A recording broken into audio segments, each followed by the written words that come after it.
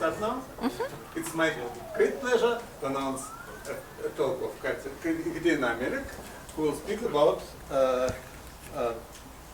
characteristic foliation for divisor in holomorphic symplectic manifold.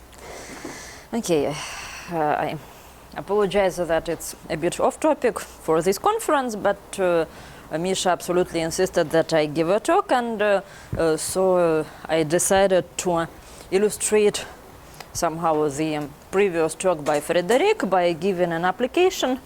In fact, I have been talking about this at the seminar 1 year ago, but I will try to give a different talk emphasizing different things. So let us consider a holomorphic symplectic manifold X.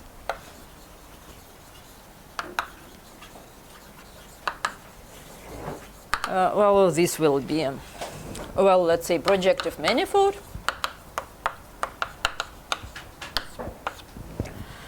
Such that it carries a holomorphic symplectic form. Sigma holomorphic 2-0 form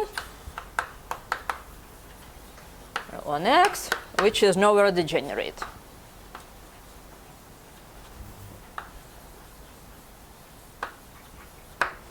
And let D be a smooth hypersurface in X.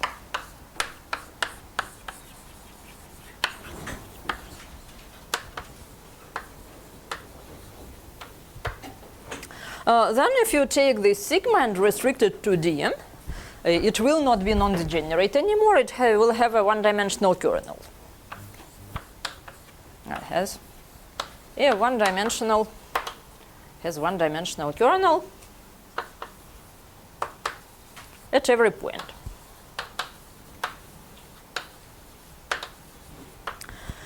Well, so we obtain a subbundle. The kernel of sigma is a subbundle in TD. And this is what one calls a foliation. Well, a foliation, a smooth foliation,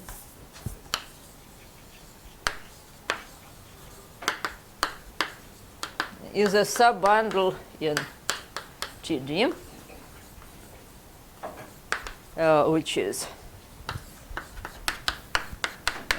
closed with respect to the bracket. Then we have D, which locally looks like a product.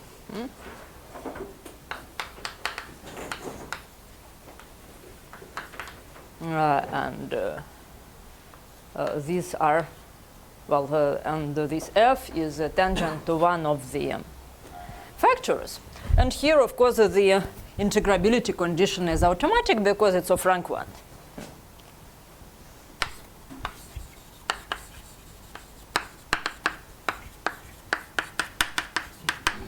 Okay. So one calls it the characteristic foliation on the divisor D. This is, well, the kernel of sigma is the characteristic foliation on D.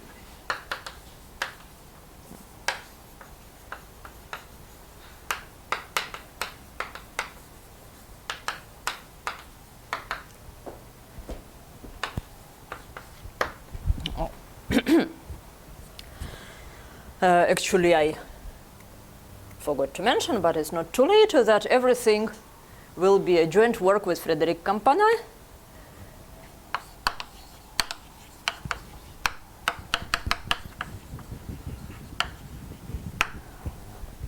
And it will be one of the application of his results with Mihai Paun about this orbifold semi-positivity. Okay, so one can ask a question: when is this foliation algebraic?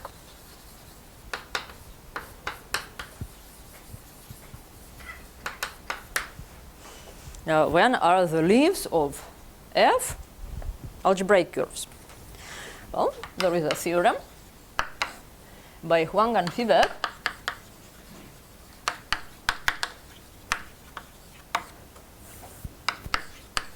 in 08, I think, that if D is of general type,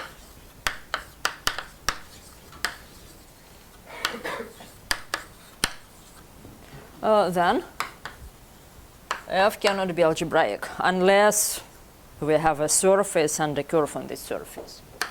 It is not algebraic unless, of course, the dimension of x is 2, unless x is a K3 surface or a torus. In this case, it is algebraic, but trivially. The foliation has only one leaf, and it's D itself. Okay, so on the other hand,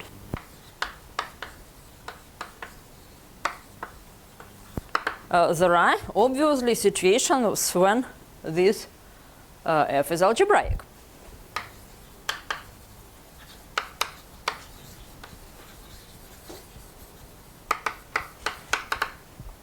And the interesting one is when this D is uniruled.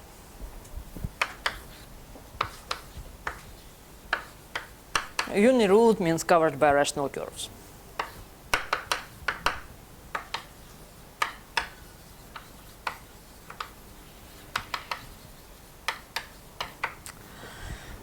Well, why is this the case? Because then we have what one calls the rational quotient.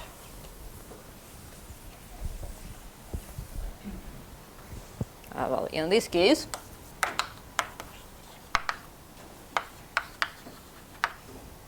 we consider the rational quotient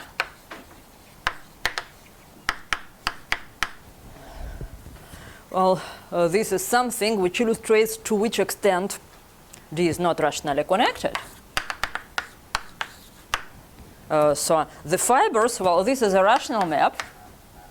The fibers of the rational map, the fiber through the point x, consists of all points which can be joined from x by chains of rational curves. If D was rationally connected, then R would be a point. Here, well, we may actually assume that it's holomorphic. Well, this is never the case, but almost never the case. But I mean, we are talking about some holomorphic forms on D, so we can replace D by a blow-up. And you see that the fibers of this rational quotient cannot be of dimension more than 1. So this has rationally connected fibers.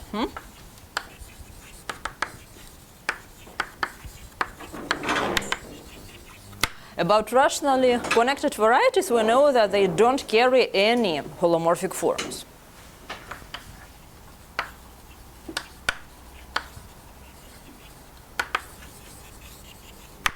So our form sigma actually comes from D. It must be a pullback, pullback of some form omega on D, on R. But of course, if it has only one-dimensional kernel, if it was not degenerate on X, so it has only one-dimensional kernel, so the fibers of tau must be one-dimensional. Since the kernel of sigma is one-dimensional, yes, fibers of 2I are one-dimensional, and they are exactly tangent to this kernel. So in this case, this characteristic foliation is just R. Well, not R, but 2, rational quotient.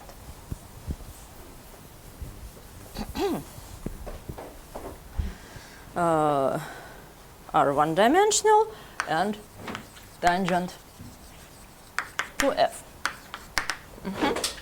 So F is algebraic. Well, the other case, which is, well, I should maybe stress that this really happens. I mean, you can have uniruled divisors on holomorphic symplectic manifolds. For instance, if you consider the Hilbert square of a K3 surface,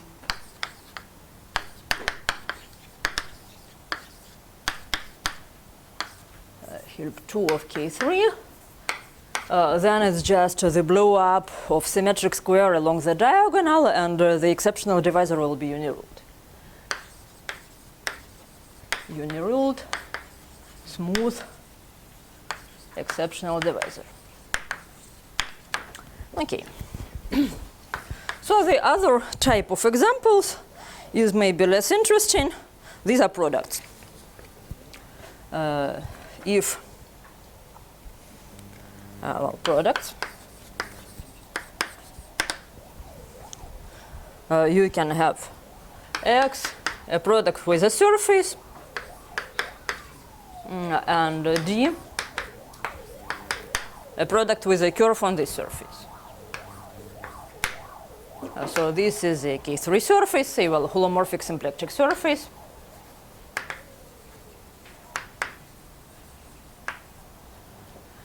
This is curve on this surface. And Y is another holomorphic symplectic manifold.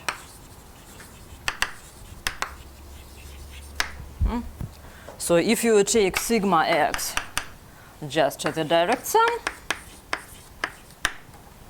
then the characteristic foliation will be this fibration curve C.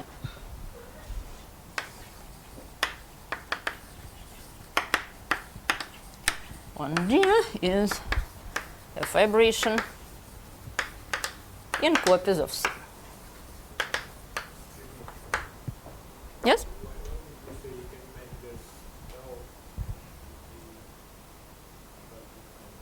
Because I am interested in a differential form. I mean, I am studying a 2-0 form. It does not matter whether I am doing it on D or on any birational module of D. They carry the same holomorphic forms. Okay. So the theorem.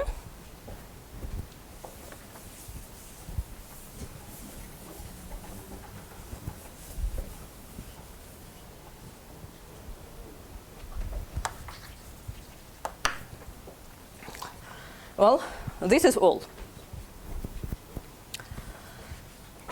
This is all up to a finite covering.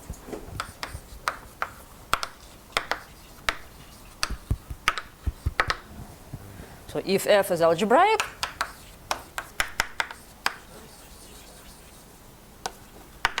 then that. If you rule out something, and you have a form, The kernel of my form at a general point does not change, okay? If I blow up something, okay? If F is algebraic, then either G is uniruled or a finite covering of XG is a product with SC. Okay. So I should. I have a small question. Yes? I missed the start of the talk. So D is just characteristic for this foliation, is that right? Yes. That's very positive. So I should explain some simple things about the structure of such an algebraic foliation.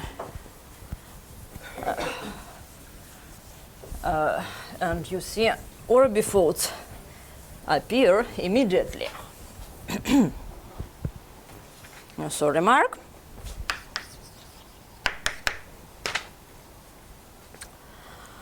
If F is algebraic, then F is tangent to a fibration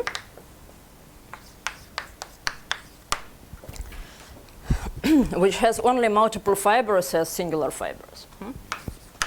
All singular fibers are multiple fibers.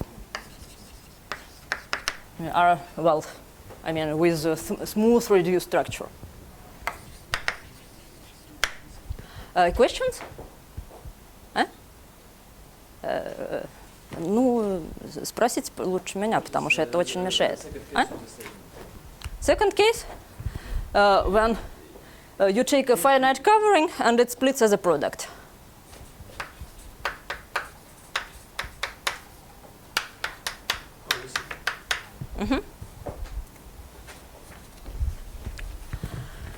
Okay.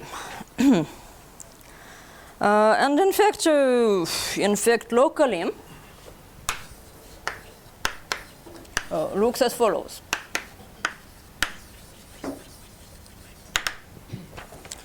So locally, in a neighborhood of such a fiber, in a neighborhood, well, around such a fiber,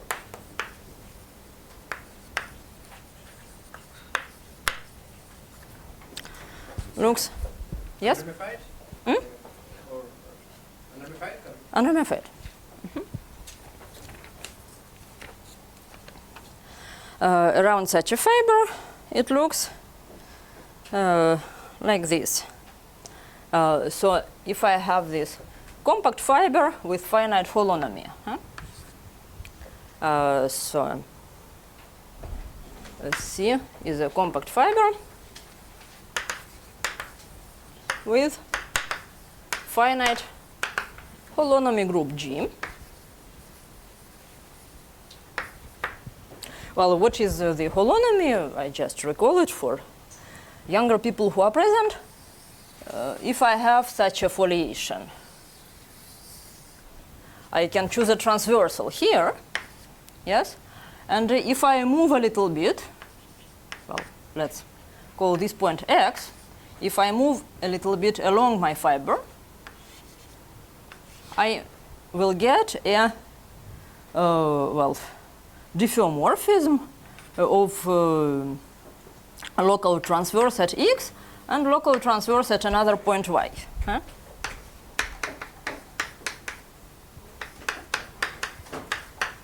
Yes? Well, but now if I come back here, I will obtain a diffeomorphism of Sx, which is not necessarily identity. This is called a holonomy transformation. Well, around a loop at X, we have Sx to Sx, a holonomy transformation.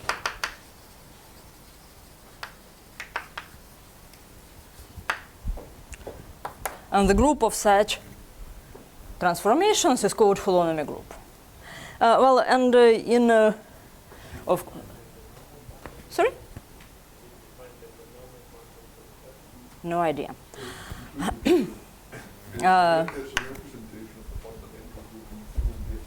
So we have the map from P1 of C based at X to the group of the well, diffeomorphisms. No. It's a representation of the fundamental group. Well, maybe I can explain, right? So into the group of the local diffeomorphisms of germs of S at X. And so its image, this is the holonomy group G.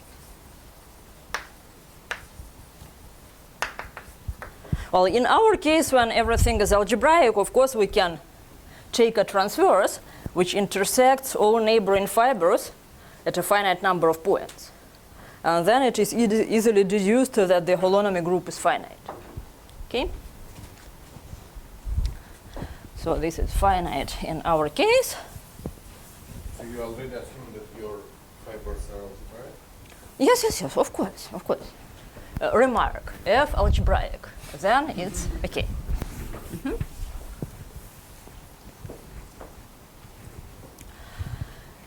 Okay, so it's holonomy group G, and it's finite if our transverse intersects the neighboring fibers at a finite number of points.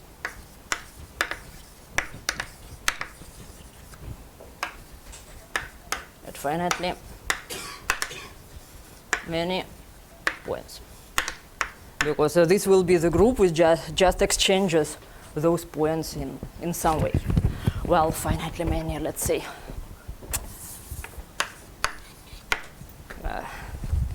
We would like to have a uniform bound maybe, but well, it does not really make much difference. I just want to say that in our situation, this is a finite group. And then there is a theorem called Rip stability,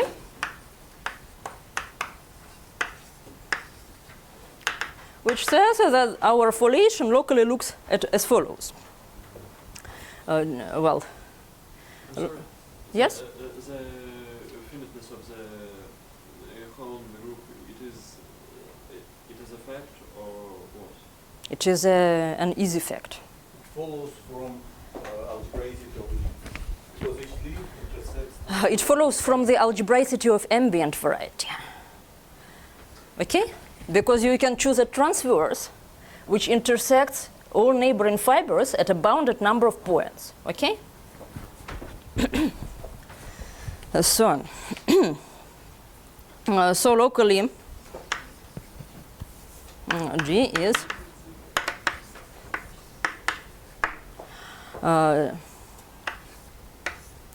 C tilde times S, well, quotient by this holonomy.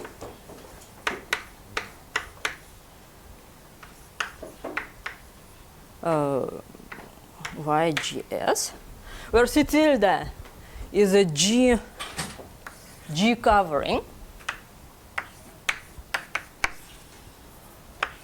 of C,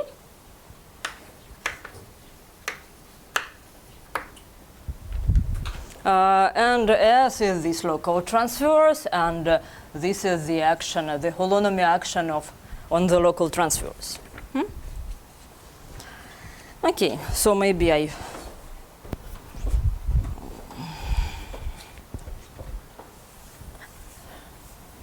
should write it in such a way, so I have this C tilde times S, which maps onto this, and this maps onto S mod G, and this is just the projection to S. Well, so this is the local picture. So this is G around C. The holonomy acts on the local transverse and gives me the base of my fibration. Okay? So this shows, of course, that B is a nice space. It has quotient singularities. And one can consider it as a kind of orbifold. So B has quotient singularities and the orbifold structure. Natural orbifold structure.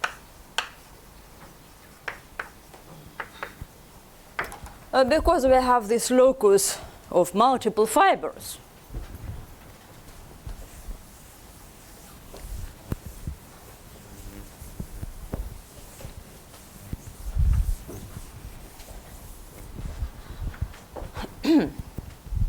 So we have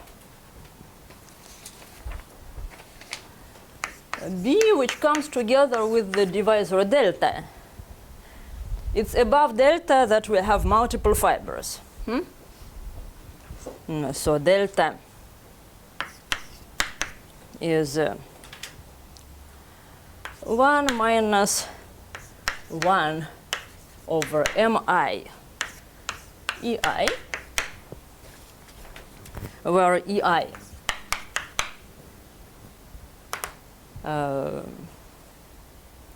is a component such that the multiplicity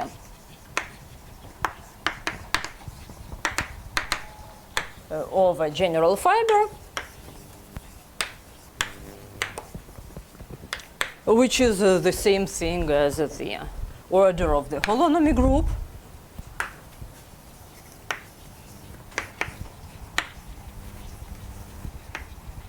above the general point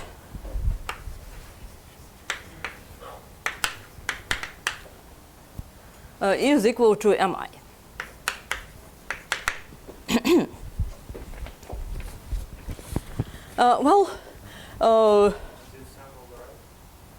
Yes, thank you. This 1 minus 1 over mi has the following meaning. If I take a ramified covering of B, well, which ramifies along each EI with the multiplicity mi, then I want the inverse image of delta be the ramification divisor.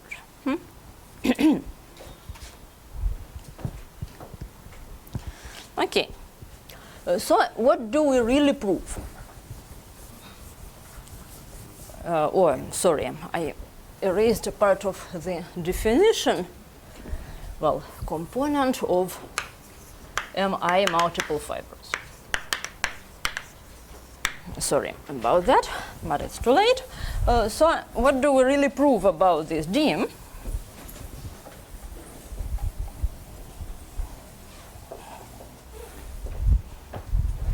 Our key, theorem about D, let's say main theorem, which will imply this classification I have told you about, is as follows.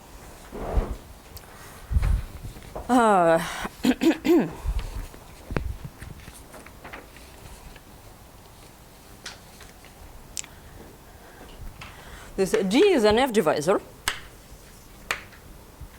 Well, if F is algebraic. Huh?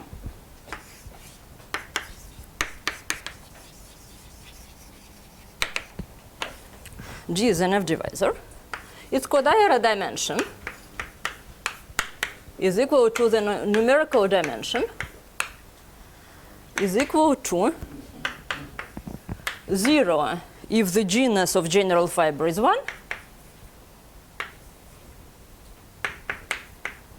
and 1 if the genus of the general fiber is greater than 1, where G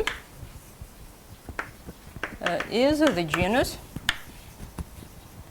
of general fiber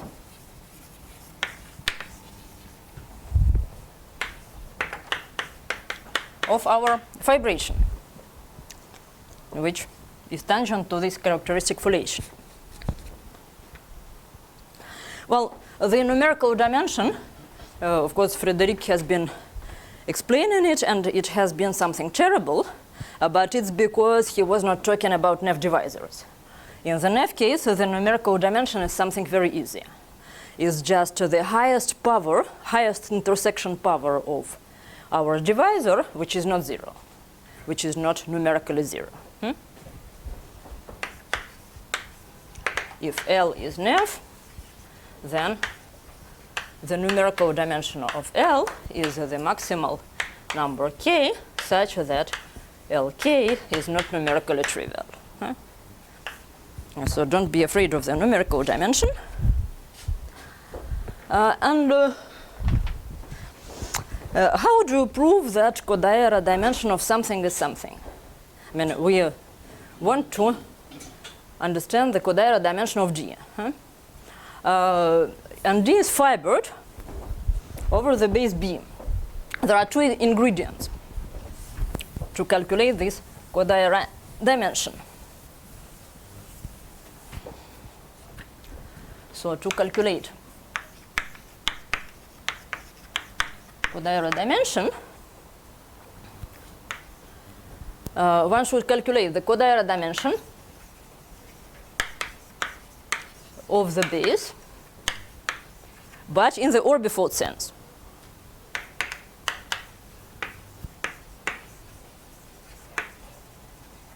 You know that multiple fibers increase Kodaira dimension. So it's not sufficient to know the Kodaira dimension of B. You have to know the Kodaira dimension of B with its orbifold structure, right? And secondly, what you need to know is the variations of moduli of the fibers.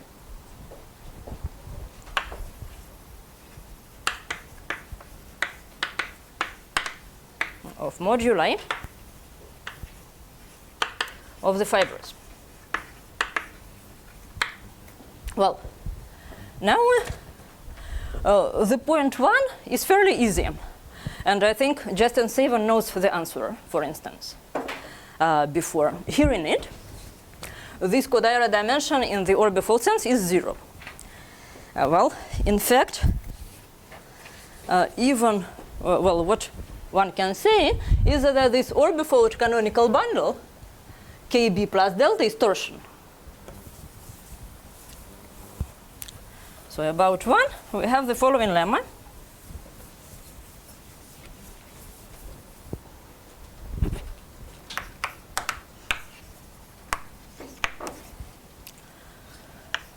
KB plus delta is torsion. Well, why? Because we have this symplectic form on X, which we have restricted onto D with one-dimensional kernel, and outside of the singular set, outside of these multiple fibers, it descends on B. Well, it has a kernel which is tangent to the fiber, and you take some orthogonal on this. So this is a symplectic form. So proof: sigma descends on B minus delta as a symplectic form. Clearly, it will be of maximal rank. In fact, what I want to say is that it has a continuation, well, probably not sigma, but its highest exterior power. Sigma, well, I claim the highest exterior power, n minus 1, right? So let's think that the dimension of our ambient symplectic variety is 2n.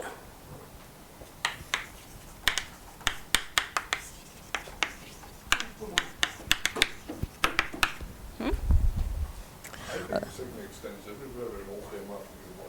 Sorry? I think sigma extends everywhere and all them have to be 1.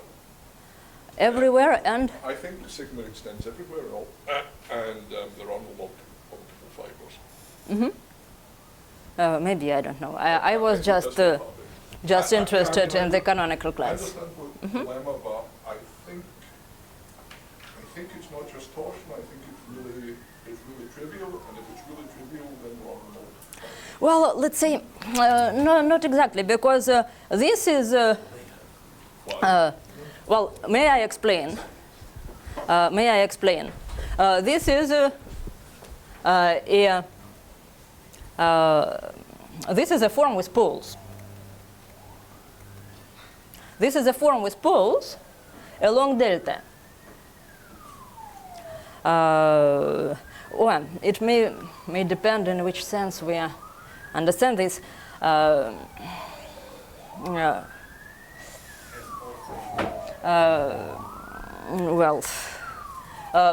this is a form with poles of fractional order. Okay? So it's a form with poles of fractional order. But of course, it does not contradict what you have been talking about along delta. So you see, delta has fractional multiplicities. So it's a section of, but your remark was about a different thing. I'm sorry, I sort of confused the two. What I want to say is that it descends as a section of KB plus delta. Well, those poles of fractional order is of course nonsense. So what you need to do is to take it to the tensor power r, and then this fractional order disappears, and it becomes a real section of n times the orbifold canonical bundle, orbifold canonical divisor, because this is not a bundle, of course, it has fractional coefficients.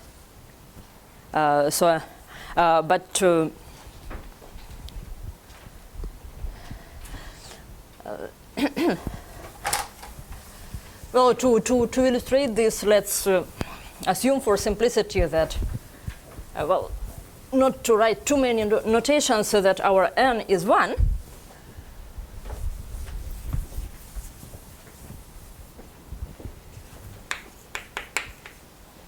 Or 2, sorry, 2. So when B is a surface,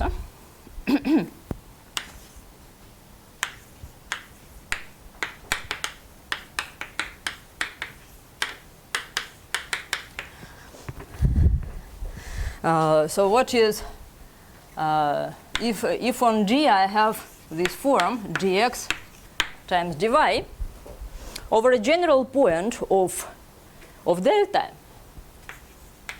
a general point of delta, this map f from D to B is given as follows. You have x, y, z goes to uv, where u is x to the power k, right?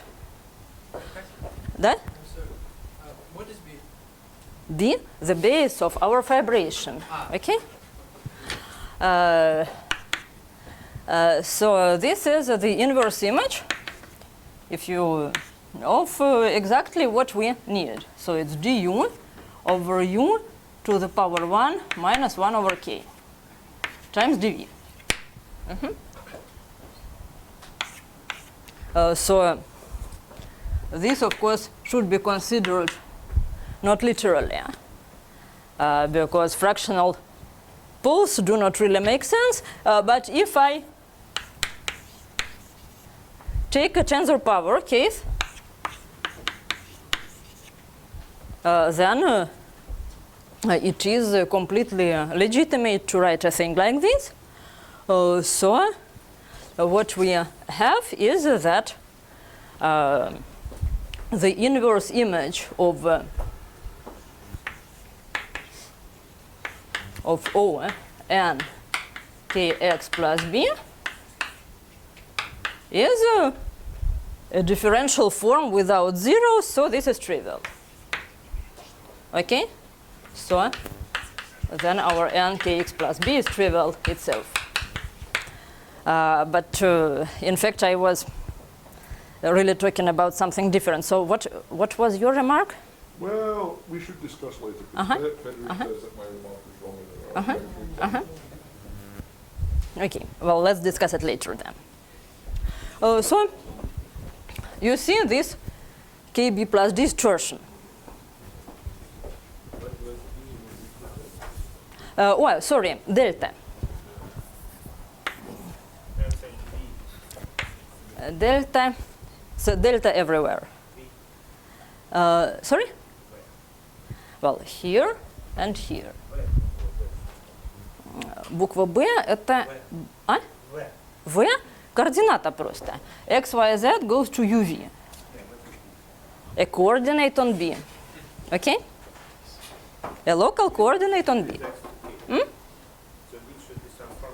V is Y. Okay? The map just raises the first coordinate to the power k and does not do anything with the second. Okay? locally over a general point of delta, the map looks like this. Okay, so the orbifold canonical bundle of the base is trivial. And this is an easy remark. What is more serious is the part about variation of moduli.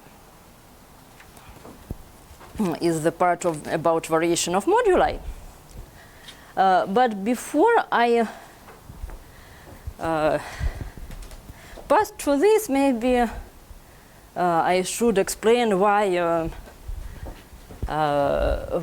it is sufficient to know this variation of moduli. Well, so for 2, or maybe let's keep it as it is. So the claim, no, let's not. The claim is that F is isotrivial. So the variation of moduli is 0. All fibers are isomorphic. All smooth fibers, all Yes, all fibers, right? fibers are, no, because when the genus is bigger than 1, then you have fibers of lower genus, your multiple fibers. Well, all general fibers. That's just a bad definition. If you define the thing correctly. Okay, but but let's keep to the classical definitions for the moment. General fibers are isomorphic. Well, and this claim is very easy in case of genus 1. In case of genus 1, this is obvious because a non-isotrivial family of elliptic curves does not degenerate to multiple elliptic curves. It degenerates to singular rational curves. So when G is 1, this is obvious because we know how the degenerations of elliptic curves look like.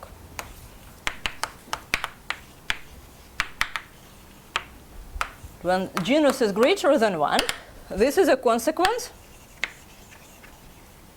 of results of Bicampana and Pauen.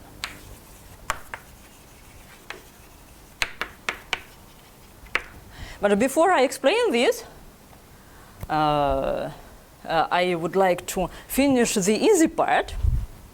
So postpone this for a moment.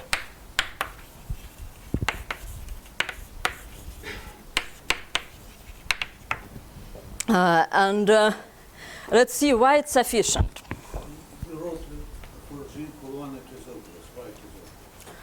Because if you had a non-isotrivial family of elliptic curves, it would not degenerate into a multiple elliptic curve.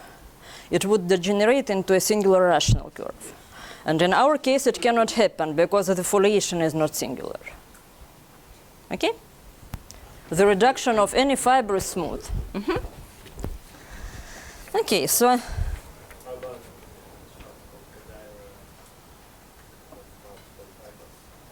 sorry?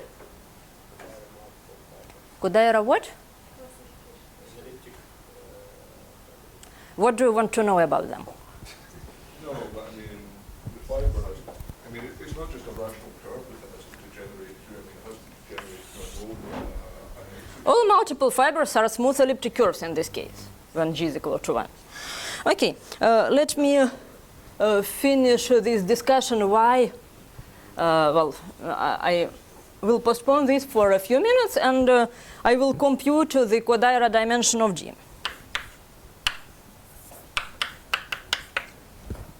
Suppose I know that my family is isotrivial.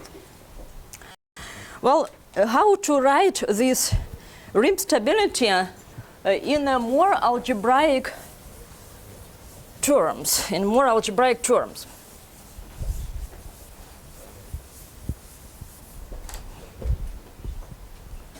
So I have this B, I have this D over B. And I want to see what happens locally. So I have some open neighborhood of a singular fiber, U. I have GU, which is G restricted to U. And I have some base change, U prime, which is my transverse. So I have my singular fiber, and I have this U. Well, maybe I should draw it like this. U prime, this was this local transverse which intersects all fibers, all neighboring fibers properly. Huh? So if I base change to U prime, I get this GU prime. So this is, well, it's not exactly the base change, it's normalization of the base change.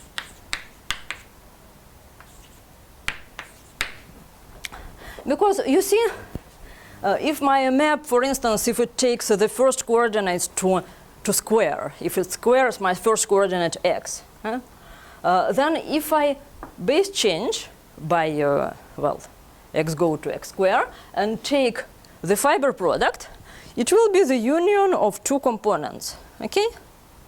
Each of them will be smooth over the U prime.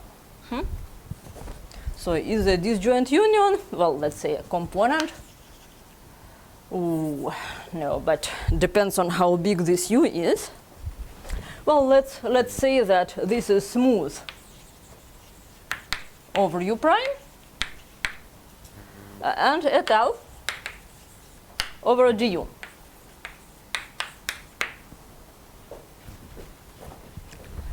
Well, what happens after the base change?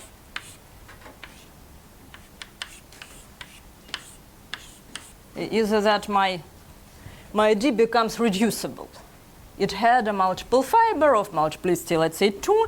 It becomes reducible. It has two local components, and each of them is smooth over the base and et al. Over my original D. Okay? You can write down in coordinates. So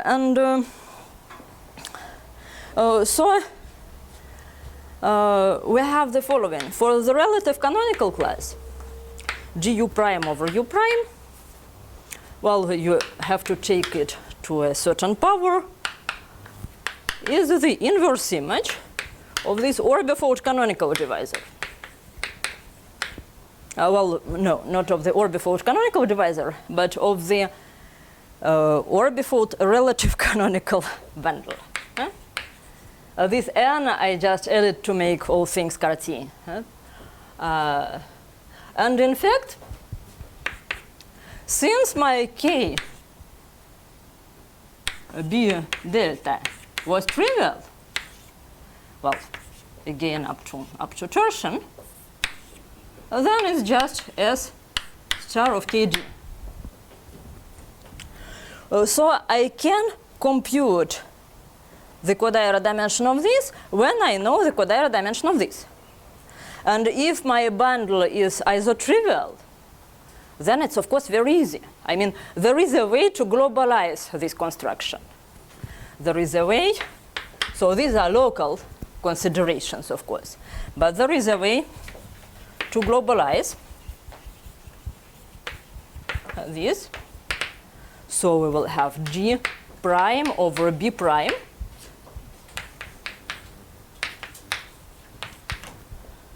This will be smooth. This will not be et al. It even will not be finite, but we don't care. In fact, what we need is to preserve this picture, is to preserve this property that the relative canonical bundle here is the pullback of the canonical bundle of G, and this will be preserved. So I will not go in the details because the time runs fast. Okay, G prime over B prime is, well, let's say S prime star of KD. Well, and now, of course, if this family is isotrivial, then you can make further manipulations to make it either a product in the case when G is bigger than 1, or a principal fiber bundle in the case when G is equal to 1. Then, well, further base change then becomes a product or so, well, or almost principal fiber bundle, and then we have this codiary dimension is 0 when G is 0, and 1 if G is 1. But the codiary dimension does not change by pullback. So here it was 0, 1, 2. So this is easy. And now the serious ingredient is this Campana and Pound story.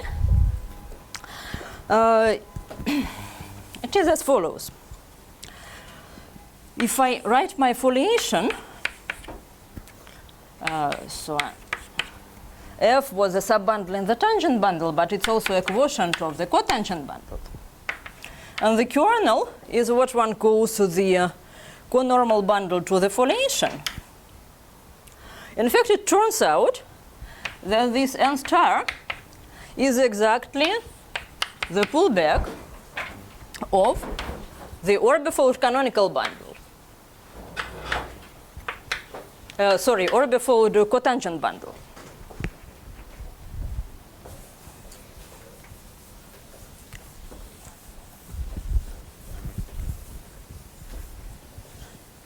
So orbifold cotangent bundle.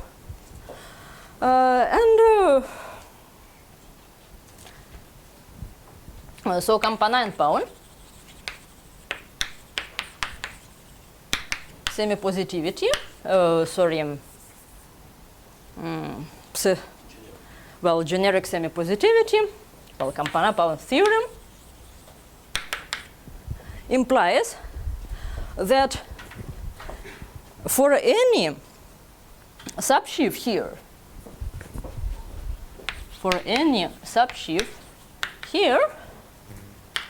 the codiary dimension is at most 0.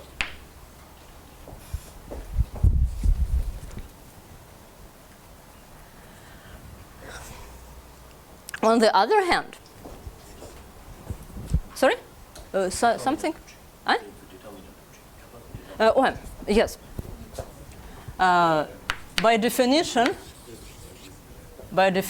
this is the kappa of determinant of G. Because codiary dimension, of course, makes sense for line bundles. So here I have subsheaf and arbitrary subsheaf. So here I have to consider the determinant. On the other hand, Planck-Vivek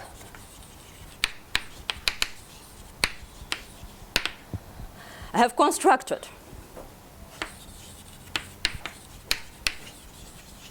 well, not exactly, we had to modify their construction a little bit, but roughly they have constructed a subsheaf such that its codiary dimension was equal to the variation of moduli of the family.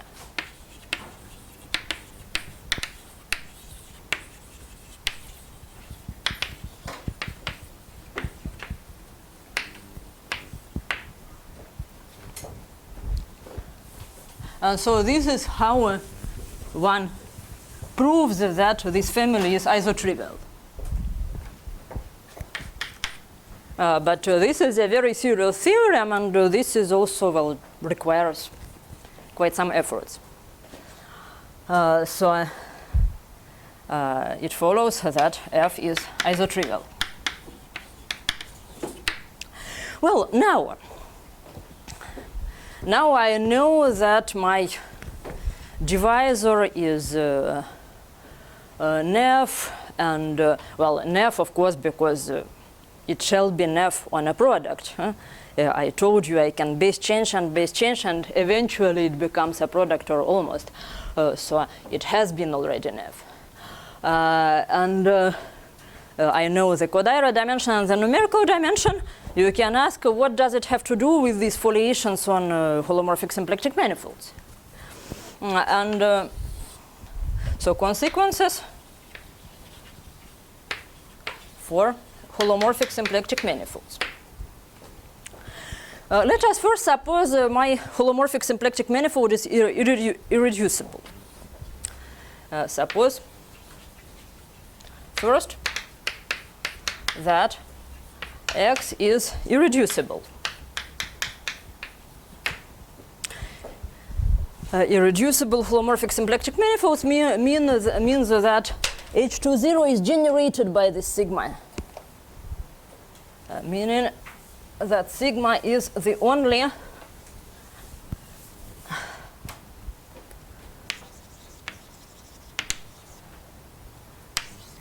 sigma generates the H20 of X. So it's the only symplectic form up to a constant. Then what I know that the Kodaira dimension of D, numerical dimension of D, is either maximal, so 2n, if d to the power n is non-zero, n if g is 0, and d to the power 2n is 0, and 0 if g is 0. There are only these three options. And I have the numerical dimension of canonical class of D is 0, 1. Whereas as we have nu of kg, kg is D restricted to D, right? The canonical class of D is just D restricted to D, is 0 or 1. So we have that nu of G is 1 or 2. Well, of course, it's not, it's almost solves the problem, right? It's just one partial case which remains when this nu of D is 2, so it's fibrotin curves of higher genus, and the dimension of X is 4. Huh? This leaves only this one exception, but this exception can be dealt with. So just one exception to treat, and this can be done easily. But I don't want to talk about this. I want to talk about what you do when the thing is not irreducible, because this has to do with family of curves, which is closer to the subject of this conference. So when not irreducible, then you have this Bogomolov decomposition.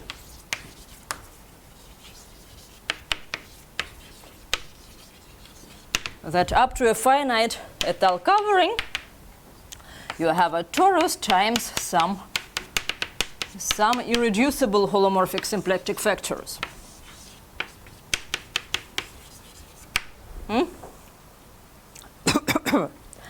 Well, let's suppose it's not a torus. Let's suppose that there are some factors.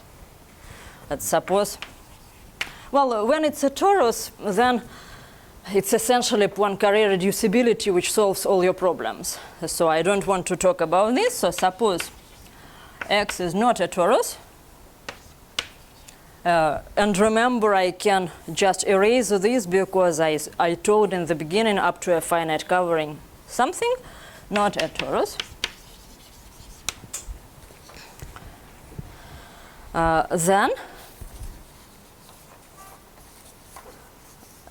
Then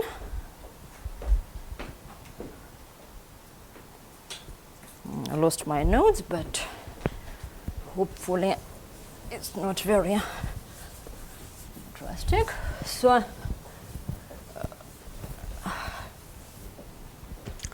let's take some hyperkähler factor. Let's write X is H times Y, where this H is an irreducible hyperkähler symplectic manifold. So we have G inside S, X with our characteristic foliation.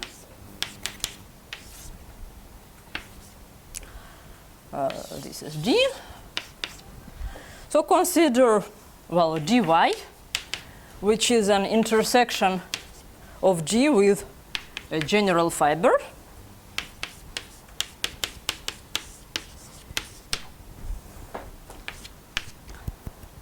Well, if dy is empty for generic y, if dy is empty for generic y, then for a non-generic y, of course, D contains H. Huh? For non-generic y, D contains H.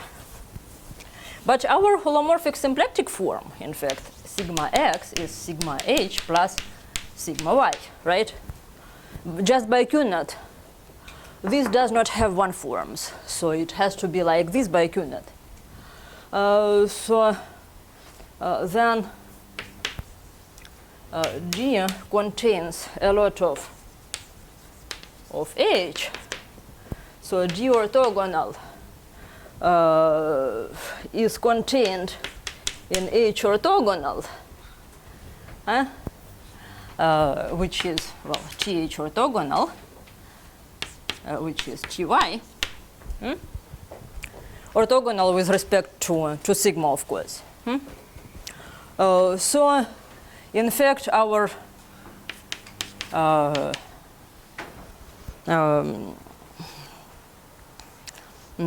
foliation lives on y, and we proceed by induction. So foliation lives on y, proceed by induction. Well, on the image of D, which is a divisor in y. So let's say pi of G in y. So do induction. Well, if dy is not empty,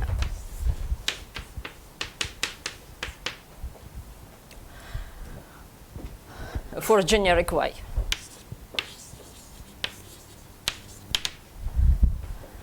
then this D dominates y. Dominates y, and it has these leaves of the characteristic foliation. Let's take some point on H and consider these leaves through the fiber at H. So fix and consider CY, it's a leaf through HY.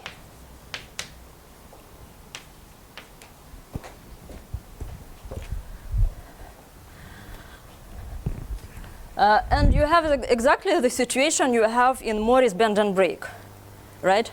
You have a family of curves which maps somewhere, and a section of this family is contracted. Okay? So what does it tell you? It tells you that the images of those leaves are all the same.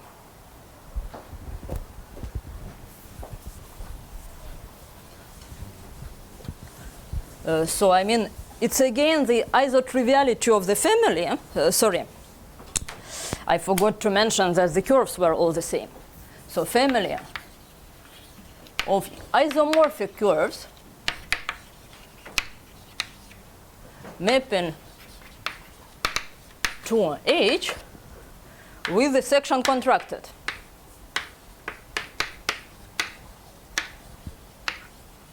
You have this CY. Isomorphic is important because in this way you have a map of the product, maybe a rational map, but a map of the product into this H with a section contracted. But this means that all sections are contracted. Well, all, you know what I mean. This means that the images of all CY are the same.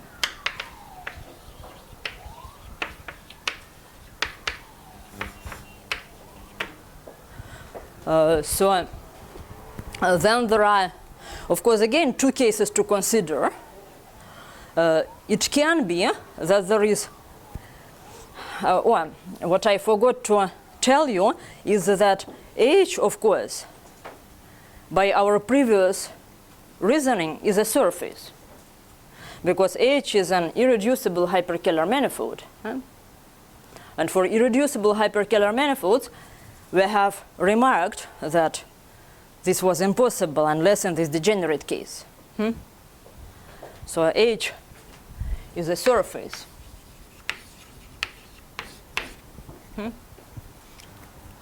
So there are, of course, two cases to consider. It can be that the images of Cy are the same even if you start changing H. And then it's exactly this product situation when G2 is a product with this curve. It can also be that they vary. But then you do some extra work and you conclude that they must be all smooth and never intersect. So you have this symplectic surface H, which is fibered in, K3 surface H, in fact, irreducible symplectic surface, which is fibered in smooth curves, and this cannot happen. So this is how you finish the argument, but this isotriviality, even here in reduction of non-irreducible case to irreducible case, is a crucial point. So thank you very much.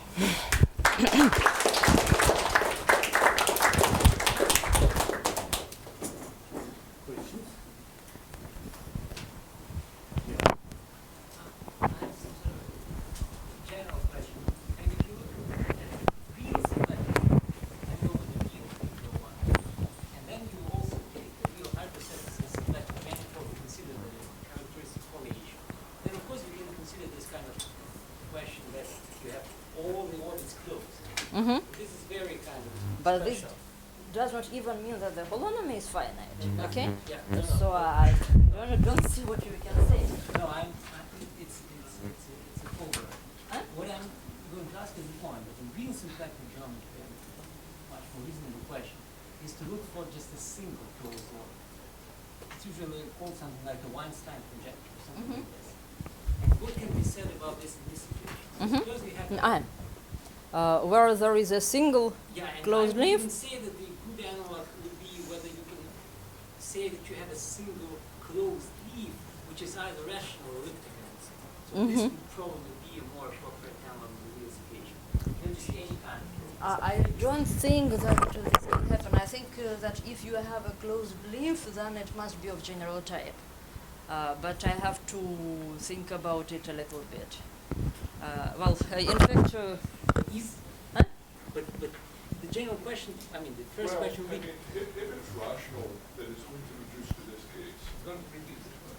If it's elliptic, that's quite subtle, and elliptic is probably a good analog with the real case one. But rational would reduce to this case. Elliptic definitely does not reduce to this case. Whether there is always closed leaf. Because we have been trying to find at least one, and we did not succeed. I think because, those leaves must be of general type. But I forgot the story that you could find, and I have been discussing it with somebody a couple of years ago. Because that would be, like the counter-camera with the Weinstein series.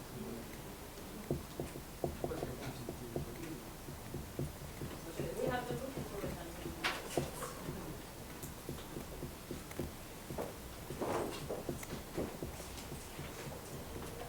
Okay, so I have a couple of announcements.